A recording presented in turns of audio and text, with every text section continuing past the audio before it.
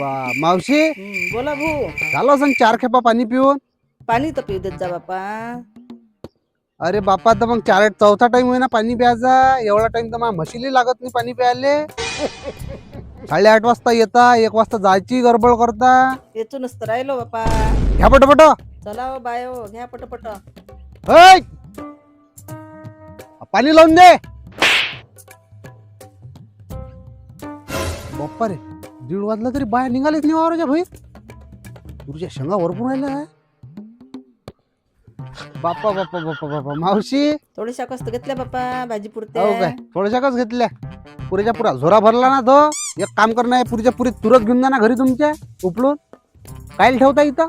नाही ना, भाजी पुरत्याच घेतल्या ना. खूप लावलं बाबा तुम्ही. कापूस येताला येता का तुरीच्या शेंगा घ्यायला येता तुम्ही? सांगा बरं. सगळेच्या पहा बरं 5-6 जणीचे झोरे भरले आहेत तुमचे. कुठेची पण फवारा मारून राहिलो की काय झाड कुकळे काय कुकळे.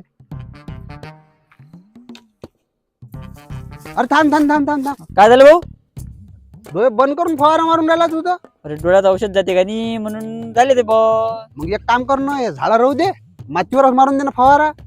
मातीवर नेणार आहे जो डोळ्यात औषध जाते म्हणून लागला डोळ्यात. अबे तर मग सोले चष्मा आणत जाणं. एवढ्या महागीचे औषध राजे.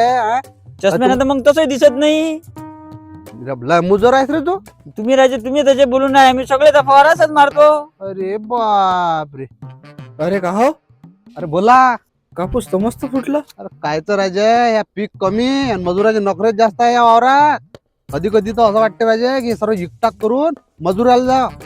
हो ना राजे, पुरून तर नाहीच राहिलं. बस बाबा